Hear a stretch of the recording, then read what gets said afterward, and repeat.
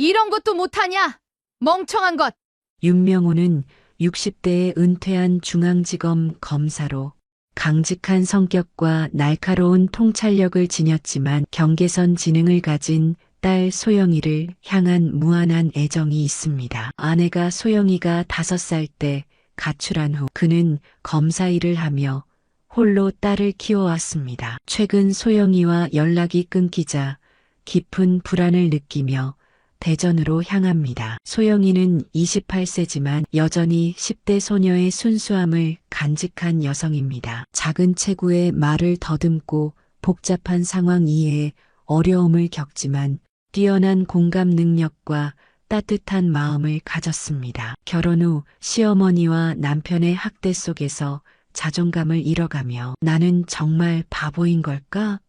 라는 의문에 괴로워합니다. 어느 봄날 오후 윤명호는 딸이 좋아하던 반찬을 가득 싸들고 대전행 기차에 몸을 실었습니다. 3달 동안 연락이 끊긴 딸에 대한 불안함이 그의 가슴을 무겁게 짓누릅니다. 오늘의 이야기 시작합니다. 그 전에 잠깐 구독과 좋아요 눌러주시면 복 받으실 거예요. 어느 평화로운 봄날 오후 윤명호는 서울에서 대전까지 가는 기차 안에서 창밖으로 흐르는 풍경을 바라보며 깊은 생각에 잠겼습니다. 딸 소영이와의 통화가 3달 전이 마지막이었죠. 명호의 손에는 정성스레 싼 반찬 보따리가 놓여 있었습니다. 김치, 장조림, 멸치볶음, 소영이가 어릴 적 좋아하던 반찬들이었어요. 이번 주말엔 꼭 와보마. 소영이의 마지막 문자가 머릿속을 맴돌았어요. 그 후로 연락이 없었습니다. 처음엔 신혼이라 바쁜가 보다 생각했지만 3달이 지나도록 소식이 없자 불안함이 커져만 갔어요. 대전역에 도착한 명호는 택시를 타고 소영이의 집으로 향했어요. 소영이가 결혼한 지 1년, 명호가 전세금을 모두 대주고 사위 가족에게는 그저 평범한 공무원이라고만 알려뒀던 시간이었습니다. 아파트 앞에 도착한 명호의 발걸음은 가벼웠어요. 하지만 10층 엘리베이터에서 내려 소영이네 현관문 앞에 다다랐을 때 안에서 들려오는 소리에 그만 걸음을 멈췄죠. 이런 것도 못하냐? 멍청한 것! 날카로운 여자의 고함 소리와 함께 탁 하는 뺨을 때리는 소리가 들렸어요. 이어서 소영이의 흐느끼는 소리, 명호의 심장이 요동쳤습니다. 숨을 고르며 문을 두드렸어요. 잠시 후 문이 열렸습니다. 시어머니로 보이는 50대 여성이 경직된 표정으로 서 있었어요. 누구세요? 소영이 아버지입니다. 윤명호고요. 시어머니의 얼굴이 순간 굳었다가 억지 미소를 지었어요. 아이고, 장인어른 갑자기 오시다니. 소영이 지금 청소하는 중인데. 명호는 말없이 안으로 들어섰습니다. 거실 한켠에서 소영이가 무릎을 꿇은 채 고개를 숙이고 있었어요. 오른쪽 뺨이 붉게 부어 있었죠. 소영아, 소영이가 고개를 들었을 때 그 눈에 담긴 두려움과 공포가 명호의 가슴을 찢었습니다. 소영이의 얼굴은 햇볕에 그을린 듯 어둡고 눈가에는 피로가 가득했어요. 아버지, 소영이의 목소리가 떨렸습니다. 시어머니가 급하게 끼어들었어요. 장인어른, 오해하지 마세요. 소영이가 요즘 정신이 없어서 가르치는 중이었어요. 저희도 다 소영이 잘 되라고. 명호는 시어머니의 말을 끊고 소영이에게 다가갔습니다. 일어나자 짐 챙겨. 네, 장인어른, 이러시면 안 됩니다. 소영이는 이제 우리 집 사람이고. 명호의 눈빛이 차갑게 변했어요. 이 집은 제가 내 딸 소영이에게 사준 집입니다. 소영이를 지킬 권리도 책임도 나에게 있습니다. 소영이가 짐을 챙기는 동안 거실의 공기는 얼어붙었습니다. 시어머니 박정희는 명호의 결단에 당황한 기색이 역력했어요. 윤 선생님, 이건 가족 간의 작은 다툼일 뿐입니다. 소영이도 실수가 많아서. 명호는 차분히 대답했어요. 실수가 있다고 사람을 때리나요? 제 딸의 얼굴에 손찌검을 한 이유가 뭐죠? 박정희의 얼굴이 일그러졌습니다. 소영이가 커피를 쏟았어요. 중요한 손님이 오는데 옷에 다 묻혔단 말이에요. 누구라도 화가 나지 않겠어요? 그때 소영이가 작은 가방 하나를 들고 나왔어요. 명호는 소영이의 손을 잡았습니다. 소영이의 손이 떨렸죠. 더 필요한 건 나중에 택배로 보내세요. 명호는 단호하게 말했어요. 박정희가 현관문을 막아섰습니다. 이러시면 안 돼요. 우리 아들이 오면 어쩌려고. 법적으로 문제가 생기면 연락하세요. 명호는 박정희를 지나쳐 소영이와 함께 현관을 빠져나왔어요. 엘리베이터 안에서 소영이는 계속 떨고 있었습니다. 명호는 딸의 어깨를 감싸 안았어요. 괜찮아. 이제 괜찮아. 서울행 기차 안 소영이는 창가에 머리를 기대고 잠들었습니다. 명호는 딸의 잠든 얼굴을 바라보았어요. 28살이지만 여전히 16살 때의 모습 그대로였습니다. 순수하고 맑고 세상 물정 모르는. 소영이가 태어났을 때부터 명호는 알았어요. 다른 아이들보다 말을 늦게 배우고 사회성이 부족하다는 것을. 의사는 경계선 지능이라 했죠. 정상과 지적 장애 사이의 경계에 있다고. 아내는 그 현실을 받아들이지 못하고 소영이가 5살 때 가출했습니다. 그 후로 명호는 검사 일을 하며 홀로 소영이를 키웠어요. 서울 자택에 도착했을 때는 이미 저녁이었습니다. 소영이는 어색하게 거실을 둘러보았어요. 많이 변했네요, 아버지 집. 내가 시집간 후에 조금 손 봤어. 내 방은 그대로야. 소영이는 조심스럽게 자신의 방으로 향했습니다. 17살 때까지 쓰던 방이었어요. 명호는 부엌으로 가서 라면을 끓였습니다. 소영이가 좋아하던 김치 라면이었죠. 식탁에 앉은 소영이는 라면을 먹으며 가끔씩 명호를 쳐다보았어요. 망설이는 기색이 역력했습니다. 아버지 제가 바보라서 그런가요? 명호의 손이 멈췄어요. 왜 그런 소리를 해? 시어머니가 그랬어요. 제가 바보라서 집안 망신시킨다고. 소영이의 목소리가 떨렸습니다. 명호는 숟가락을 내려놓았어요. 소영아, 넌 바보가 아니야. 그저 다른 사람들보다 세상을 다르게 바라볼 뿐이야. 그게 잘못된 건 아니란다. 소영이의 눈에 눈물이 고였습니다. 저는 왜 사람들이 하는 말을 잘 이해 못하죠? 시어머니가 말하는 건 다 이중적인 의미가 있어요. 말은 칭찬하는데 표정은 화가 나 있고 저는 그런 거 잘 모르겠어요. 명호는 소영이의 손을 잡았어요. 그건 내 잘못이 아니야. 소영이는 고개를 숙였습니다. 남편도 처음엔 다 이해해준다고 했는데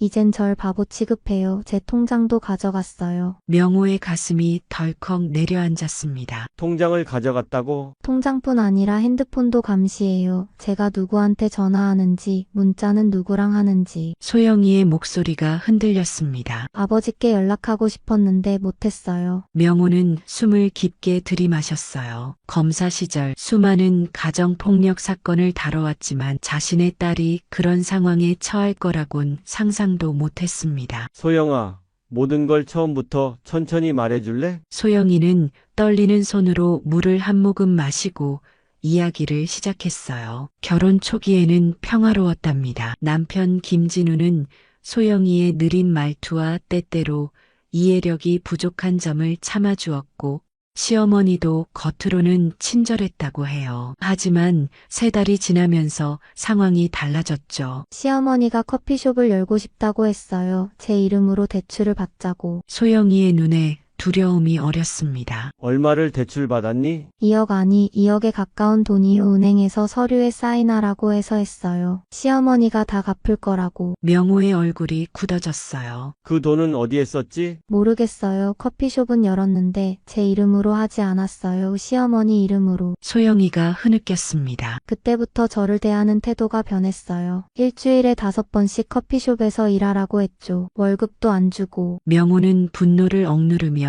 침착하게 물었어요. 남편은 이 상황을 알고 있니? 소영이가 고개를 끄덕였습니다. 알지만 시어머니 말만 들어요. 엄마가 다 너 잘 되라고 그러는 거다. 네가 노력해야 한다고만 해요. 명호는 소영이의 팔을 살펴보았어요. 소매를 걷자 멍 자국이 드러났습니다. 명호의 심장이 쿵 내려앉았죠. 이건 어떻게 된 거니? 소영이가 고개를 숙였어요. 실수로 커피를 쏟았을 때 명호는 더 이상 듣지 않고 일어났습니다. 서재로 향해 오래된 서류 상자를 꺼냈어요. 그 안에는 검사 시절 사용하던 수사 노트와 법전이 있었죠. 수첩을 펼치고 메모를 시작했습니다. 경제적 착취, 신체적 학대, 감금. 이튿날 명호는 일찍 일어나 법원에 전화했어요. 오랜 지인인 판사에게 조언을 구했죠. 소영이는 아직 깊이 잠들어 있었습니다. 전날 밤 소영이는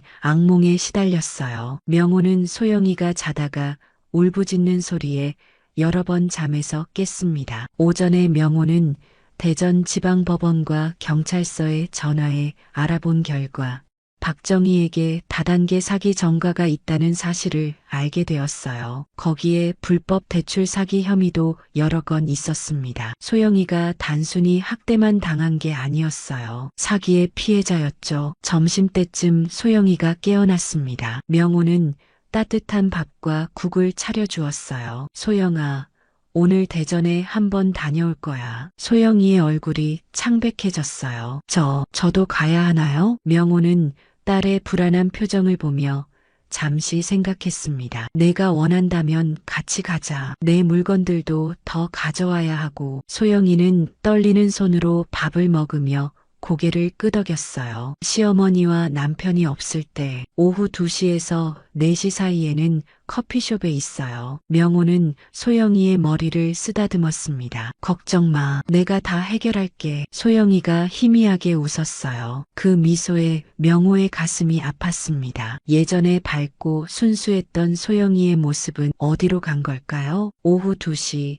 명호와 소영이는 대전 아파트 단지에 도착했습니다. 소영이는 긴장한 얼굴로 주변을 살폈어요. 시어머니는 보통 4시까지 커피숍에 있어요. 남편은 6시에 퇴근하고. 명호는 고개를 끄덕였죠. 서두르자. 아파트 현관문을 소영이의 지문으로 열고 들어갔습니다. 집안은 깨끗했지만 어딘가 차갑고 삭막한 느낌이 들었어요. 명호는 소영이의 방부터 확인했습니다. 놀랍게도 그 방은 거의 창고처럼 변해 있었어요. 소영이의 물건은 구석에 쌓여 있고 대부분의 공간은 시어머니의 옷과 상자들로 채워져 있었죠. 내 물건부터 챙기자. 명호가 말했어요. 소영이는 벽장 깊숙한 곳에서 작은 여행 가방을 꺼냈습니다. 그 안에 옷과 몇 가지 소지품을 챙기는 동안 명호는 방 구석구석을 살폈어요. 벽 한쪽에 작은 카메라가 설치되어 있었습니다. 소영아,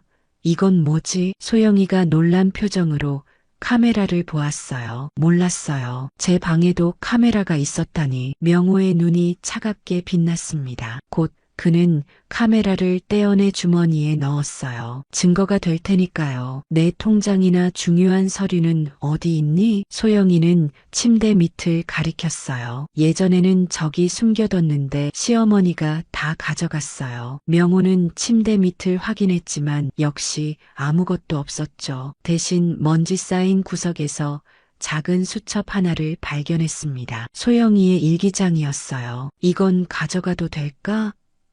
명호가 물었습니다. 소영이가 고개를 끄덕였어요. 제 일기장이에요. 결혼하고 2달째부터 쓰기 시작했어요. 명호는 일기장을 펼쳐보았습니다. 날짜별로 기록된 내용에는 소영이가 겪은 학대와 모욕적인 상황들이 상세히 적혀 있었어요. 명호의 손이 떨렸죠. 소영이가 갑자기 긴장한 표정으로 귀를 기울였어요. 차 소리가 나요. 명호도 들었습니다. 아파트 주차장에 차가 들어오는 소리였어요. 소영이의 얼굴이 창백해졌습니다. 시어머니예요. 어떡해요? 명호는 재빨리 가방을 챙겼어요. 창문으로 나가자. 다행히 소영이의 방은 2층이었고 바로 아래에는 화단이 있었습니다. 명호는 먼저 뛰어내려 소영이를 받아주었어요. 그들은 화단 사이로 몸을 숨겨 주차장으로 향했죠. 시어머니 박정희가 다른 여성과 함께 차에서 내리는 모습이 보였습니다. 그들은 웃으며 이야기하고 있었어요. 이번에도 성공이야. 또 한 명 걸렸어. 박정희의 목소리가 바람에 실려 들려왔습니다. 명호는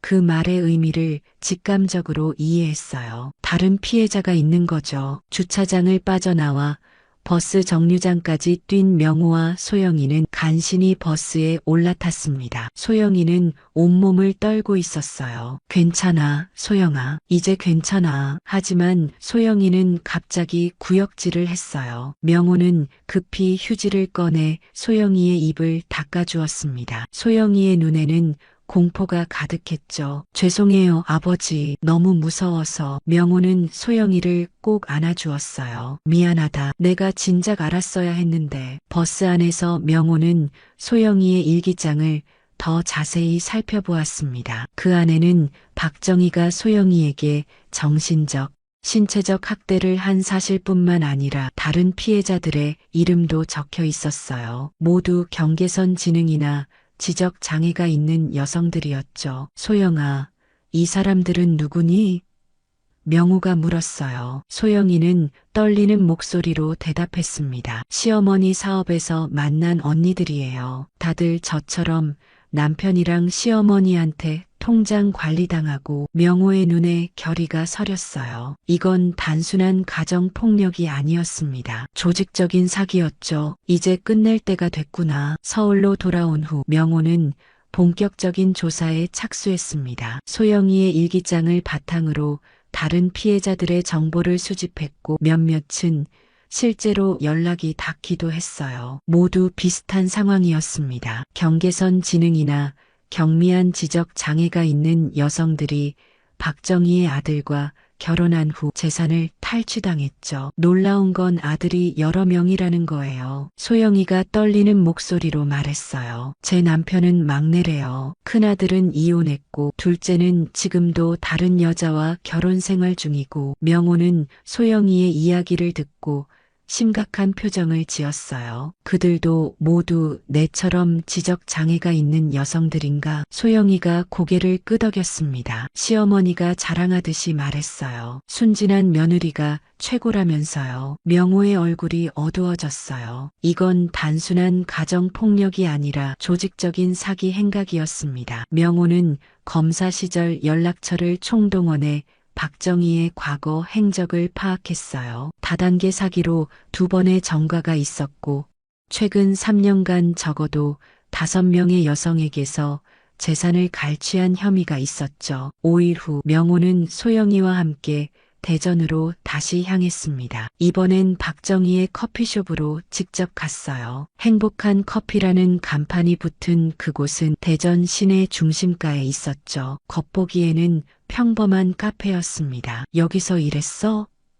명호가 물었어요. 소영이는 고개를 끄덕였습니다. 주방에서요. 손님들 눈에 잘 안 띄는 곳에서. 명호와 소영이는 카페에 들어갔어요. 소영이는 모자를 깊게 눌러쓰고 선글라스를 착용했습니다. 안쪽에서 박정희가 다른 여성들과 대화하는 모습이 보였어요. 그들은 테이블에 앉아 서류를 보고 있었죠. 명호는 조용히 그들 옆 테이블에 앉았습니다. 박정희의 목소리가 들려왔어요. 이 사업은 정말 대박이에요. 투자금만 넣으면 몇 배로 돌려받을 수 있어요. 물론 처음에는 남편 이름으로 해야 더 안전하죠. 여성 중 한 명이 걱정스러운 표정으로 물었어요. 그래도 제 통장을 남편에게 맡겨도 될까요? 제가 관리하면 안 되나요? 박정희가 위로하듯 그 여성의 손을 잡았습니다. 여러분같이 순수한 분들은 세상 물정을 잘 모르셔서 그래요. 남편이 관리해야 안전해요. 우리 아들이 도와줄 거예요. 명호는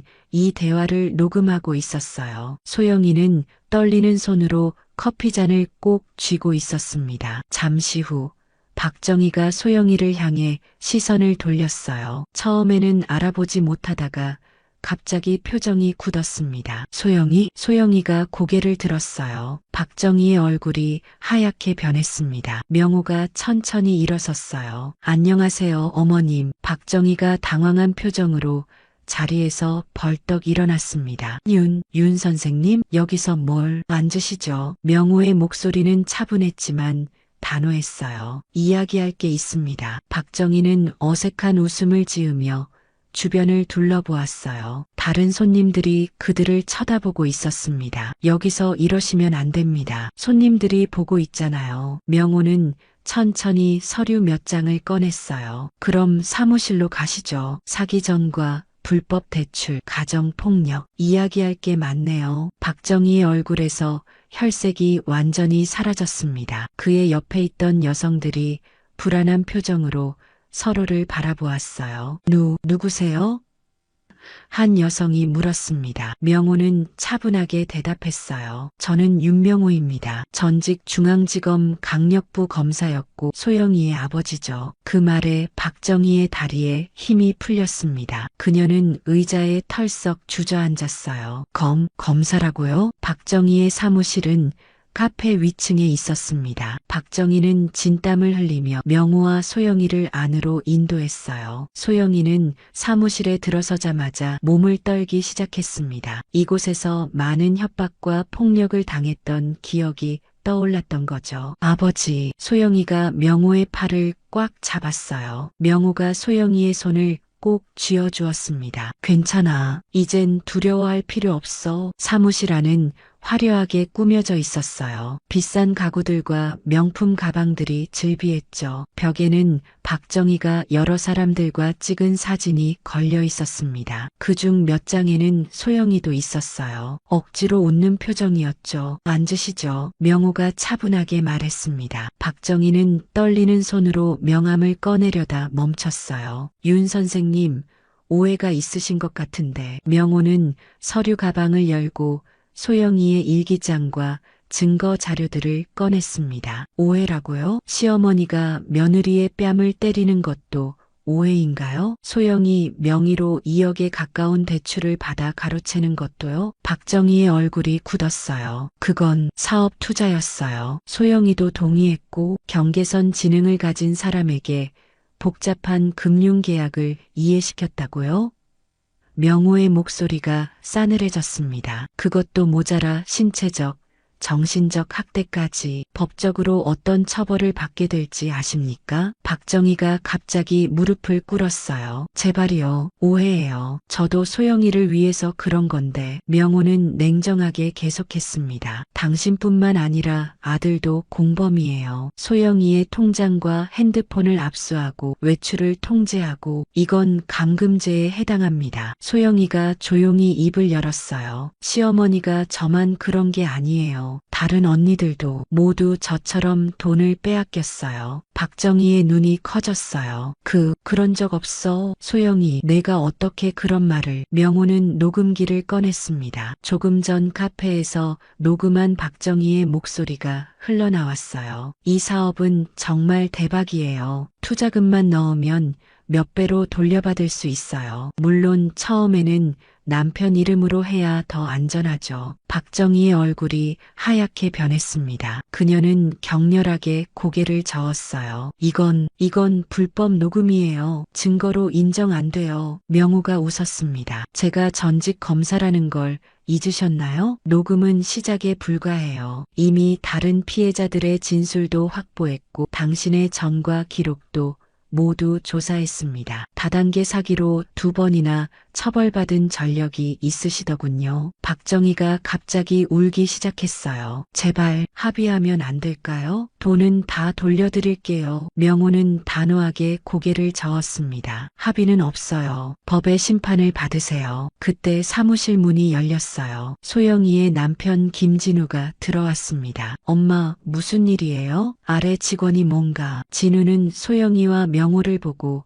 말을 멈췄어요. 소영이는 남편을 보자 몸을 움츠렸습니다. 진우의 표정이 굳어졌어요. 장인어른, 소영이, 무슨 일이죠? 명호가 차분하게 대답했습니다. 자네의 어머니와 자네가 내 딸에게 저지른 범죄에 대해 이야기하고 있었네. 진우가 당황한 듯 박정희를 바라보았어요. 엄마, 이게 무슨. 아들, 이 사람들 말 듣지 마. 박정희가 소리쳤어요. 내 장인이 검사였대. 우리 협박하려고 그래. 진우의 얼굴이 창백해졌습니다. 검사요? 명호는 천천히 일어섰어요. 이제 경찰이 올 거야. 모든 증거와 증언은 준비됐어. 조용히 기다리는 게 좋을 걸세. 일주일 후 박정희와 김진우는 구속되었습니다. 검찰 조사 결과 그들은 지난 5년간 최소 7명의 경계선 지능 여성들을 대상으로 비슷한 수법의 사기를 저질러 왔어요. 피해 금액은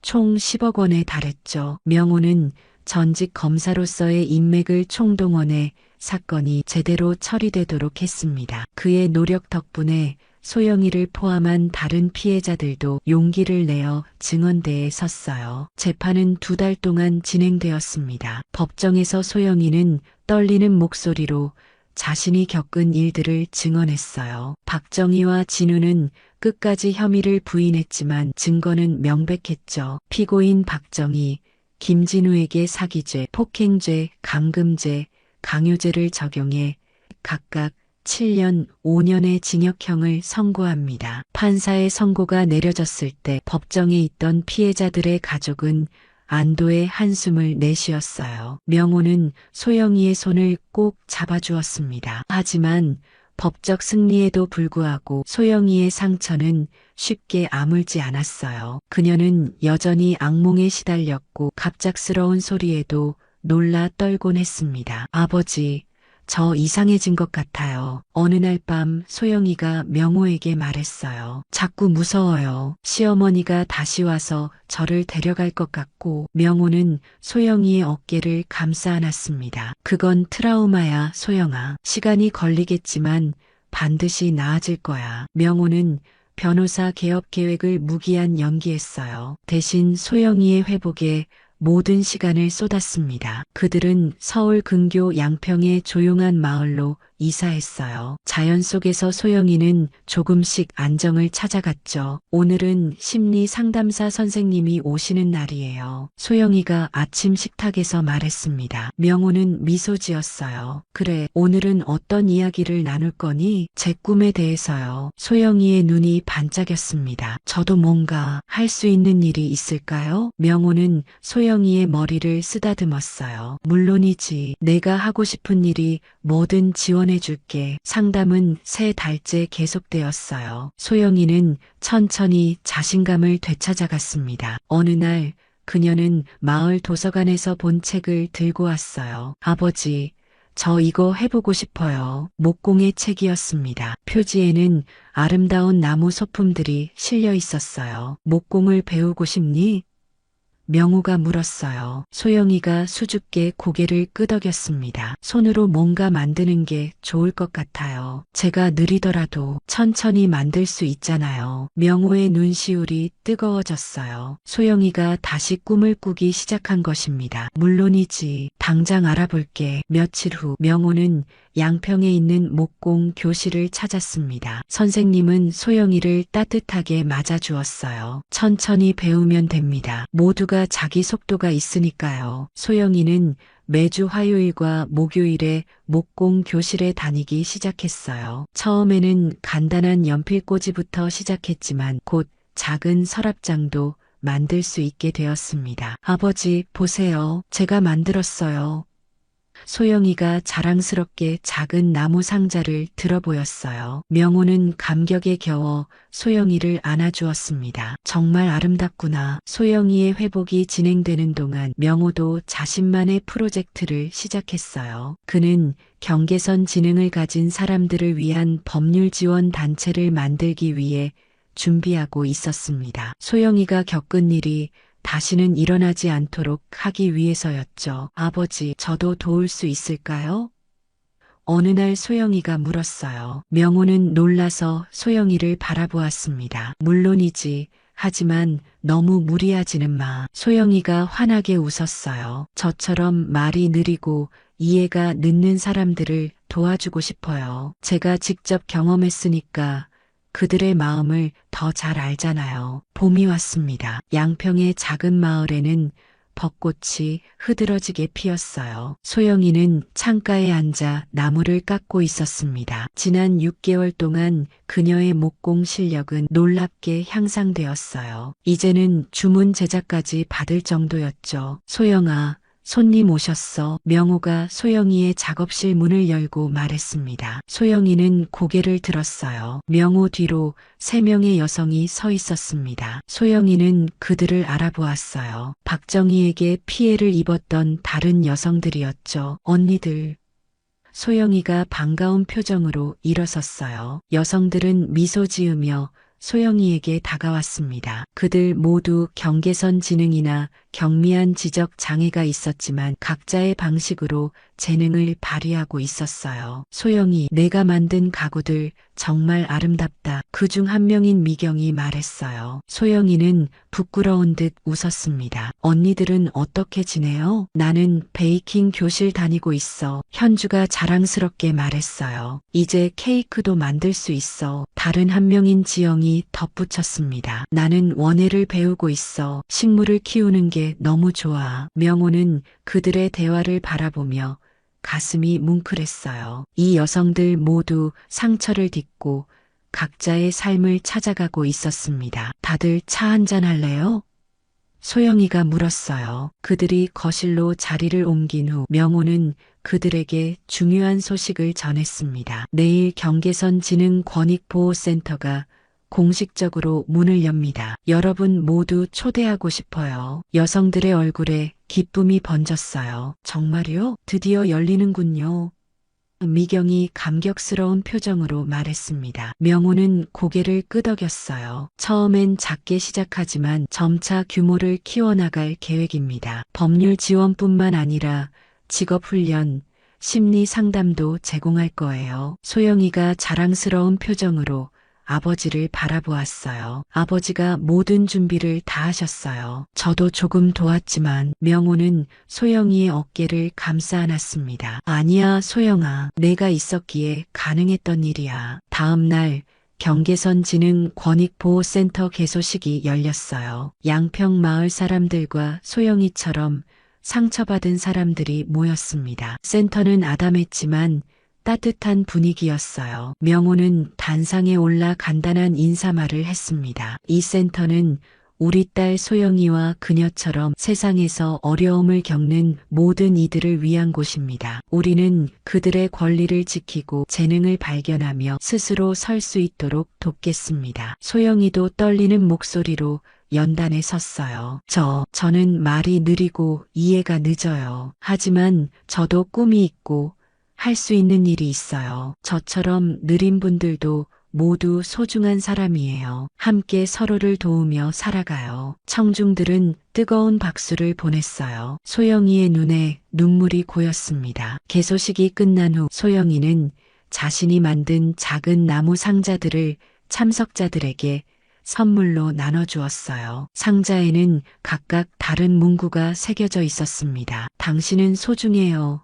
함께 걸어가요. 천천히 가도 괜찮아요. 저녁, 소영이와 명호는 집으로 돌아왔습니다. 소영이는 창가에 앉아 별이 빛나는 하늘을 바라보았어요. 아버지, 행복해요. 소영이가 말했습니다. 명호는 소영이 옆에 앉았어요. 나도 행복하다, 소영아. 이제 정말 제 집이 생긴 것 같아요. 제가 있어야 할 곳, 제가 사랑받는 곳. 소영이의 목소리가 감동으로 떨렸어요. 명호는 소영이의 손을 꼭 잡았습니다. 그래, 이곳이 내 진짜 집이야. 내가 언제나 안전하고 사랑받는 곳. 소영이는 미소 지었어요. 그녀의 눈에는 이제 두려움 대신 희망이 빛나고 있었습니다. 창밖으로 보이는 별들처럼 소영이의 미래도 밝게 빛나기 시작했어요. 이제 그녀는 자신의 진짜 집, 자신의 진짜 삶을 찾았습니다. 천천히 자신만의 속도로 걸어가는 소영이의 길 위에는 더 이상 두려움이 없었어요. 오직 용기와 희망만이 함께했습니다. 그리고 그 길 위에서